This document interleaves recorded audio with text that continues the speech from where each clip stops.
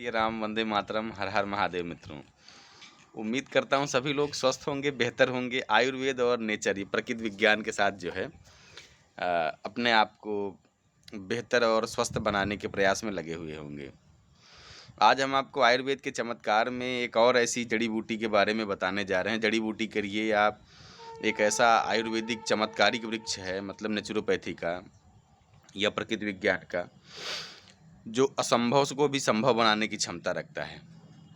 असंभव को संभव मतलब अर्थात वो समस्या, जैसे जिसे पित्त की थैली की पथरी बोलते हैं, गॉल ब्लैडर में जिसको स्टोन हो जाए, तो किसी भी पैथोलॉजी में आप चले जाइए, किसी भी चिकित्सा पद्धति में आप चले जाइए, सभी यही बोलेंगे कि आपको बाकी जो यूरिनरी ब्लैडर की पथरी है, किडनी की पथरी है, वो सब तो गल जाएगी।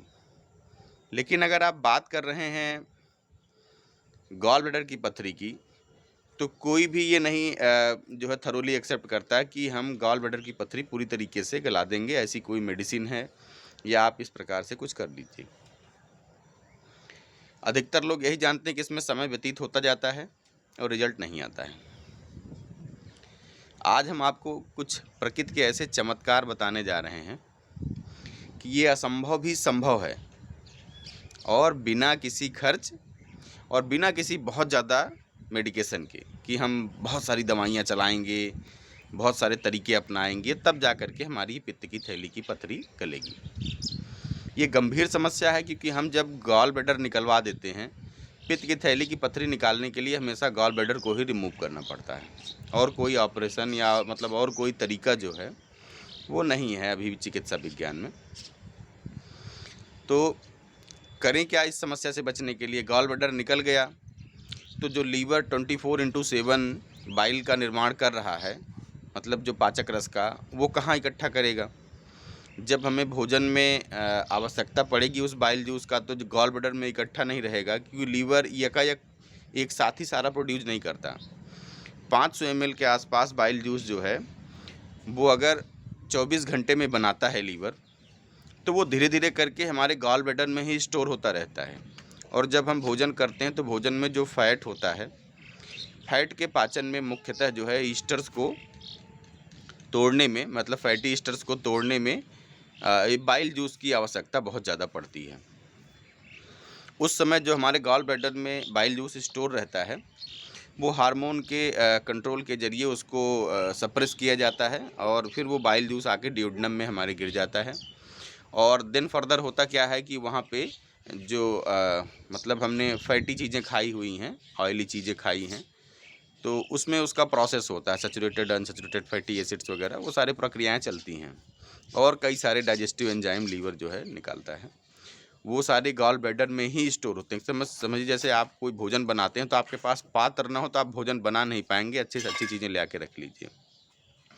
देन फर्दर क्या होगा कि अब आपके पास वो रसायन रहेगा नहीं, तो आप जब भोजन करेंगे हमेशा आप इंडाइजेशन में जाएंगे, वो पूरे जीवन भर की त्रास, क्योंकि दोबारा अगर एक बार गॉल ब्लैडर निकल गया तो कोई भी तरीका, कोई भी चांस नहीं है कि दोबारा कोई गॉल ब्लैडर अलग से लगा देगा। तो आप जीवन भर की समस्या से जुड़ गए। भोजन के अपच, फैट के अपच, फिर बाद में यही श्वास की दिक्कत हो जाएगी, कफ़ों की प्रॉब्लम आने लगेगी। वो फैट जो है ब्लड में एब्जॉर्ब होकर के पूरे हमारे मतलब जो श्वसन तंत्र के स्ट्रीम हैं, लंग्स हैं, और जो हमारा मतलब पूरे कफ का क्षेत्र है, मस्तिष्क वगैरह, ये सारी चीज़ों में विकृति ले आना शुरू कर देगा। और दूसरा क्या होगा कि चूँकि बाइल लगातार लीवर बनाता रहता है, तो पहले तो गॉल ब्लैडर में स्टोर कर लेता था, जब भोजन या कुछ भी ऐसा मतलब फूड की चीज़ें आती थीं तो उस पे प्रोसेस के लिए वहाँ पे वो गिर जाता था। अब क्या दिक्कत आ गई है? अब दिक्कत ये आ गई है कि लगातार लीवर जूस बना रहा है, बाइल जूस, और वो हाईली एसिडिक है, वो लगातार हमारे डियोडेनम में आकर के टप टप टप टप गिरता रहता है। तो मैक्सिमम चांस है कि वहाँ अल्सर भी हो सकता है, क्योंकि हर समय तो वहाँ पे फूड अवेलेबल नहीं है, गिरता हर समय रहेगा। तो वो जो दीवारें हैं लगातार अगर उस पर गिरता रहेगा तो कुछ समय बाद अल्सर होने की भी संभावना बन जाती है। तो हम जीवन भर की तमाम ऐसी त्रास से गुजरते हैं जब हम गॉल ब्लैडर निकलवा लेते हैं, क्योंकि आसानी, सहज रूप, तुरंत तो आसान लगता है कि चलो निकलवा लेते हैं, छुट्टी मिल जाएगी, लेकिन पूरे ज़िंदगी भर की हमने बहुत बड़ी प्रॉब्लम मोल ले ली। अब करें क्या? क्योंकि बाकी चिकित्सा पद्धतियां लगभग बताती सब यही हैं कि नहीं, इसका इलाज संभव नहीं है, आप दवाओं के चक्कर में उलझ के अपना समय व्यतीत करेंगे। आज कुछ चमत्कार ऐसे ऋषि मुनियों के संयोग से पता लगे हैं जो हम आप लोगों तक शेयर करने जा रहे हैं। जो आप ये जान लीजिए कि जितने लोगों पे इसको आजमाया गया सब पे एकदम डिक्टो रिजल्ट आया हुआ है, और 15 से लेकर 25 mm तक की पथरी भी गॉल ब्लैडर की पूरी तरीके से डिजॉल्व हो जाती है।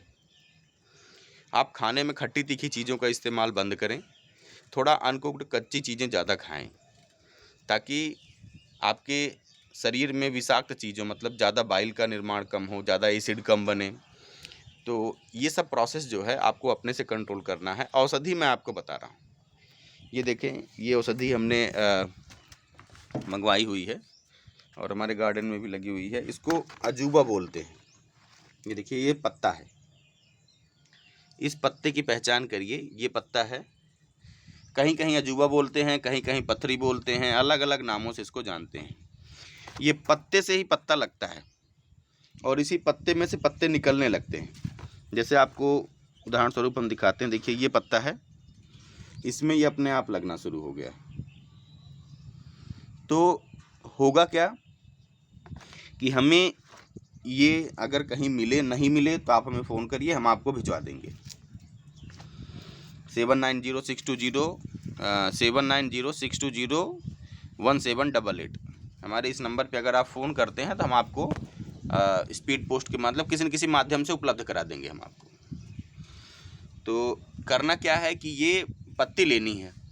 अब जैसे इतनी बड़ी पत्ती है तो इसको 4 भाग कर लेना है और इसको आप पीस करके इसका रस निकाल लीजिए मॉर्निंग में।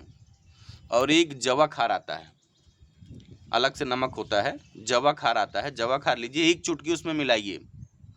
1 चुटकी मिला करके उसको 1 कप पानी मिलाइए और उसको जो है सुबह खाली पेट पी लीजिए। 1-2 घंटे कुछ मत खाइए।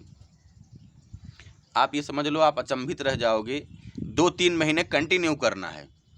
धीरे धीरे आपका दर्द समाप्त होता चला जाएगा, धीरे धीरे बाकी चीज़ें ठीक होती चली जाएंगी। साथ में अगर आपको कुल्थी की दाल मिले तो 100 ग्राम रात को भिगो दीजिए और सुबह उठ करके थोड़ी देर बाद चाहे उसी पानी से आप इसको ले लीजिए, उसी पानी में मिला करके इसको ले लीजिए। कुछ मत करिए, 3 महीने आप यही करते रहिए। 3 महीने बाद आप चाहे जांच कराइए, मत कराइए, पित्त की थैली की पथरी को भूल जाइए कभी थी आपको। अगर 2-3 सालों में भी इसका प्रयोग 10 दिन भी कर लिया जाए, 20 दिन भी कर लिया जाए तो पथरी कहीं भी हो गल जाती है। ये पित्त की थैली तक की पथरी को गलाने की क्षमता रखी, बाकी पथरियां तो बहुत सहज रूप से गल जाती हैं इससे। ये आयुर्वेद के चमत्कार हैं। प्रकृति के साथ रहें, इनके साथ जुड़ें, इनकी कृपा पाएं और पूरी तरीके से इनका गुणगान करें, लोगों के बीच में इसको विस्तारित करें। ये सब उपाय लोगों तक पहुँचाएँ, बताएँ उन्हें, क्योंकि लोग एकदम परेशान हो जाते हैं। जैसे पता लगता है कि यार हमको गॉल ब्लैडर स्टोन में पथरी है, अब क्या करें, कहाँ जाएं, किससे मिले, अब तो निकलवाना ही पड़ेगा, दवाएं काम नहीं करती हैं, डॉक्टर या मतलब जो भी चिकित्सक हैं तमाम पैसों के कुचक्र में उलझा देते हैं। तो हमें करना यही है कि इन तरीक़ों को अपनाएं, स्वस्थ रहें, सजग रहें, मस्त रहें, बेहतर रहें, आयुर्वेद और नेचर के साथ चलें। हर बीमारी का क्योर है नेचर के पास। जय सिया राम, वंदे मातरम, हर हर महादेव। चैनल को सब्सक्राइब जरूर कर लीजिएगा।